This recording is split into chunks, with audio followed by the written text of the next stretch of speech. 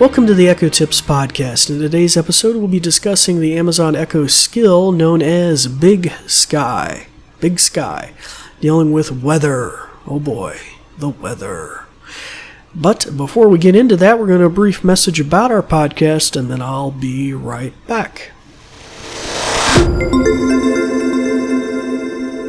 This episode is brought to you by the New Vision program at Goodwill.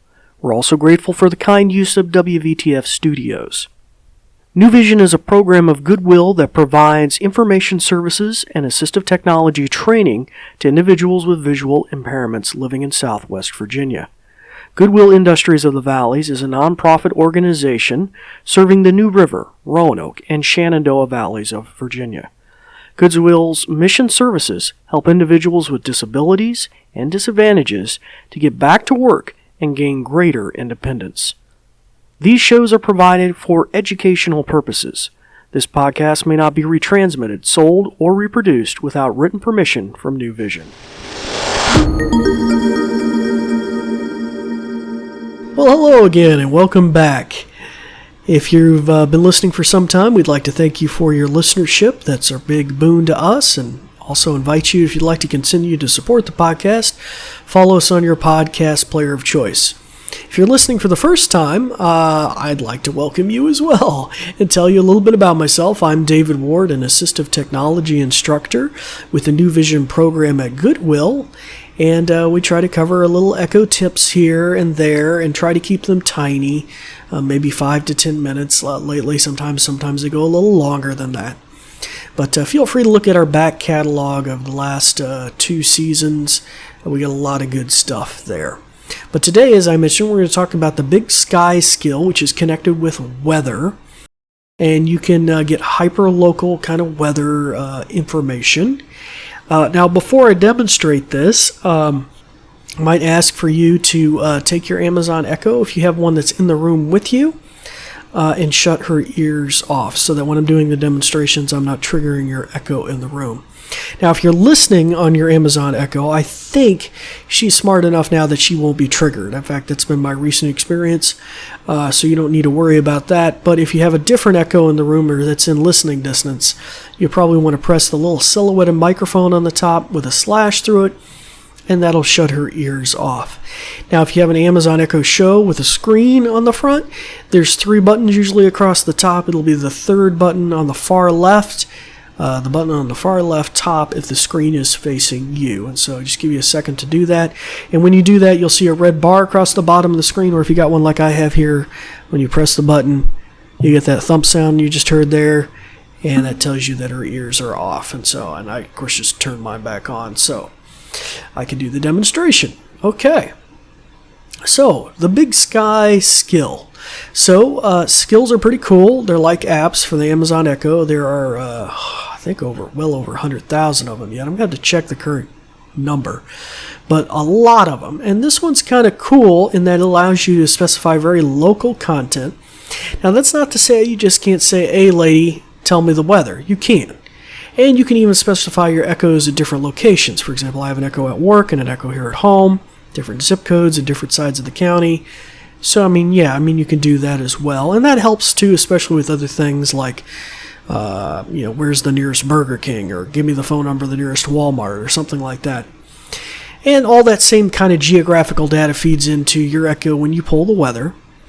And you can ask a lot of just generic weather. Is it cold? Is it hot? Is it raining? What's the weather for tomorrow? Give me the 5-day forecast. But Big Sky, of course, is going to be a curated app with a little nice extra bells and whistles and even little audio sound effects. And so it's kind of cool. Now, you'll want to enable that in your A-Lady app by going to the app, hitting the menu button in the top left, and going to Skills and then searching for Big Sky. And then you'll want to make a connection of that to your account and grant it access to certain stuff, I guess, namely where you're located. That would probably help. And then it'll have the ability to give you some much more detailed information. And after that, you can prompt it by just saying, "Alexa, open Big Sky." Currently, it's 77 degrees with partly cloudy skies, remaining that way for the hour. You can expect partly cloudy skies throughout the day, Today's high will be 77 degrees at 4:54 p.m., and the low was 51. This evening, it should be partly cloudy, clearing up later, with an overnight low of 58 degrees. Sunrise was at 6:13 a.m., and sunset will be at 8:22 p.m. The relative humidity this hour is 63%, with a dew point of 63 degrees. The wind is coming out of the south-southwest at 8.2 miles per hour, with gusts up to 14.7 miles per hour. Okay, so as you could tell, it gave some very detailed information. Now, I can't remember if it's supposed to rain tomorrow, but let's give it a try. Alexa, open Big Sky. Did you know you can launch Big Sky by saying, "What's the weather?" It's easy. Just set up a routine and choose any phrase you want to get your Big Sky weather forecast.